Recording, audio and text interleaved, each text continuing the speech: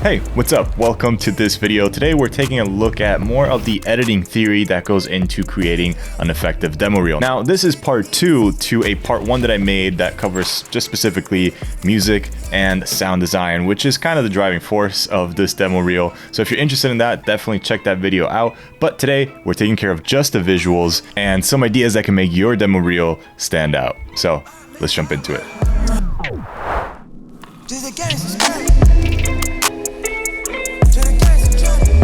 Okay, so briefly, I want to mention what we talked about in the last episode of sound design because it kind of ties into the editing. If you haven't seen that video, I highly recommend you watch it because sound design can really be the glue and a way to highlight some of your creative decisions in the editing and in the cuts that we'll see in this video. Without more further ado, let's jump into Premiere and let's get started. Starting with this blank project, just, the first thing that I want to mentally block out in my mind is, what am I trying to showcase and what moments am I really trying to have in this show reel? Now, you could just start throwing things together, throwing clips and just seeing what you end up with, little by little. And that could be one way of going. I mean, there's no rules with this. It's just whatever flow and whatever can get you in that flow is really what matters. And for me, what was useful for this demo reel right off the bat was just kind of thinking of it as in chapters. So I knew I wanted to have sort of this, more of like a short film showcase in the beginning with some of the more visually striking moments, and then sort of slowly transition into a more narrative section, which showcase, instead of just a bunch of random clips, showcase more of a sequence to kind of, give the pacing a little bit of a breather and also pick back up with excitement as far as something, that was a driving force in the actual sequence. And that would lead into more of the commercial work, which, it's a lot more just slower paced, which the ads in themselves had this very peaceful and serene vibe. So I wanted to translate that over onto the show reel. And so that had its own time to shine in its own little chapter. And then we wanted to, not slow it down too much and lead people out, but really pick up the pace again for our ending. So I knew I wanted to have one more little section or one other chapter sort of as like a build up, and then have the conclusion at the very end. And so each one of those moments, each one of those sections actually corresponds to a music switch and to a pacing and completely different editing style switch. So I'm going to overview that a little bit, but I want to jump in first to the music side, because before I actually got to cutting all these different moments, with that sort of roadmap in mind, I went straight to selecting the music, since I knew that if I could get a basic structure out of the music and all those different switch ups, then I could start to assign visual moments to those music tracks.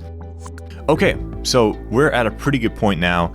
I went through and quickly added all the visuals, which, that's not really what this video is about because that could change so much depending on the type of work that you have. But just to quickly recap what I did and some of the intention is, from our initial plan, so the sort of chapters and sections that we laid out, I knew that right off the bat in the beginning, the short film, more quicker paced visual showcase was going to be just that. So I kind of went a little bit with the music, a little bit with not just the cuts to match with the music, because if you establish a pattern with every cut matching every beat of the track, when you break that pattern, it can be very disruptive to the viewer. It can feel a little bit weird. So you don't want to ease your viewer into expecting that every cut is going to have a certain snare or kick to it. And also that makes it feel a little bit amateur and a little bit too obvious from an editor standpoint. So, that's not to say that you can't do it, and I did it for a lot of this demo reel, but what I allowed myself to do is not just cut on the beat, but also have certain moments and certain actions, certain, even like, for example, in the beginning, the little head up was on the beat, but not the cut. Or later on, the wave was with the kick rather than the cut of the scene with the wave. And so there's all these different moments that can still allow you to sort of cut on the beat, but it's not the cuts, it's more of the overall more important changes of action or changes of scene that go with the beat instead. And that was mainly what I was keeping an eye out when I was doing this type of cutting. And as I mentioned, we go into the like sort of car moment when it goes, you know, underneath the tractor, and that I wanted to be its own sequence, which of course was from a section that was already edited in this kind of way, but I tightened everything even further to make it snappier, to get to the point a lot quicker. This sequence, for example, originally was about a minute or so longer than what actually played through in the demo reel section. So everything was tightened and reworked for the purpose of the demo reel. And then of course that leads us into a slower, much slower pace of the entire piece, which is all the commercial work, which is still, like the previous section, chopped and condensed significantly compared to the original work. Because, you know, in the commercial side, it was more to highlight, for example, the bathing suit or the model or, you know, this piece of clothing. But we don't need to really get a sense of all those details as you would in the original work, because the purpose of this is more of the imagery and the overall composition and all those things that can go by a lot faster than having to appreciate a certain product. So again, when you're editing and you're you know, repurposing things especially, you need to keep in mind the new purpose that that material has. And when it comes to building up a demo reel, that is even more crucial. It's getting pretty, like, I don't know, heady. I don't know if these things really come through, but that's kind of the intention behind all these steps. But I hope that worked, and I hope that sort of transitioned us into the last section, which shows, you know, all the behind the scenes stuff, showcases all that work. And then we finally come to the very ending, which it just sort of wraps up all the visuals that we saw into very clear text, as far as like, this is what we do, this is the stuff that we cover, this is everything that we're about, and, you know, kind of condense that into sort of this category titles, if you will, and then that is all contained into the brand. And so we have the final branding, the logo coming in, very simple and minimal. And, you know, I'm a proponent for minimal visuals. I love minimalism, but especially when it comes to demo reels, that's also something to keep in mind. Whether it is the logo or whether it is something else, a lot of times you might want to tone down the grandiose feeling of your demo reel, because it might seem a little pretentious. And I know this is coming from someone that literally used the most epic tracks that he could find on his demo reel, but that's why, you know, having an ending that's a little bit more subdued with a minimal branding and all of that, hopefully it juxtaposes itself to, you know, the more epicness that preceded it. And I don't know, there's something to be said about demo reels that take themselves too seriously, so you do have to keep in mind that balance and that fine line, especially depending on what kind of work you're doing. But anyways, just want to throw that in there. And if you don't have a demo reel, by the way, I mean, get on that, because that's pretty important.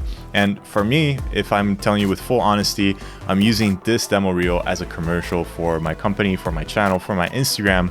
I'm literally going to be using that, and I'm going to be running ads with it so that I can expand my reach and I can expand awareness of the brand and of the work that I do. And that's something else that you can use your demo reel for. You know, don't just put it on your website and bury it there and then have it be forgotten. Create something that can be really visually stimulating, it can engage people, and use that to attract new customers, to attract new viewers.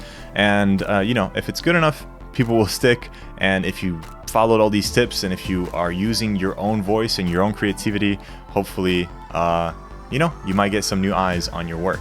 And I hope you do, and I hope you learned something from this video. If you did like it, give it a like. Check out the packs. I use them for a lot of the transitions in terms of the visuals on this video. So if you want to take a look at them, go on the marketplace. There's all kinds of assets, from textures to particles to volumetric light shafts that you can add in your videos. There's a ton of stuff there that can take your shots to the next level, so check it out if you want to. And also, I would like to thank the sponsor of this episode, Skillshare. And if you're enjoying these editing tips so far, you'll definitely enjoy Skillshare, because among their thousands of videos, there's so much specific stuff about VFX, filmmaking, a lot of really useful things that I think you'll find super interesting. This class specifically is really cool cool to just think outside the box and create a whole new set of effects. So if you've enjoyed this video, maybe check it out, see what they have to offer. And I really like them because they're really affordable based on what they offer. It's pretty crazy that just for under $10 a month with their premium membership, you can actually get this much good content. So definitely worth checking out. They've been super helpful and supportive on this channel and in my journey. So if you appreciate what I'm doing here, definitely give thanks to the people that can actually make it happen. And by the way, they have a new offer. So the first 1,000 of my subscribers to click the link in the description will get 30% off an annual premium membership, so that you can really explore your creativity, see what you like. And even if you already had a free trial of Skillshare, you can still take advantage of this offer to get a full year of unlimited learning and creative exploration. So go check out Skillshare, sign up for the premium membership, and start learning today. That is most of the tips. We looked at different effects, different ways of creating transitions, even with effects, along with also the sound design, chopping up different tracks to literally squeeze in a bunch of them into the running time of 2 minutes or so. And with these ideas, hopefully you can take your demo reel to the next level. Also, make sure you check out that sound design video that I posted about this very same demo reel, which covers, well, all aspects of sound design. So check that out if you want to. And of course, huge thanks to our sponsor again, Skillshare. Check out my link in the description and go see what they have to offer. So with that being said, thank you so much for watching. My name is Chris Trini for Kriscoart, and I'll see you next time.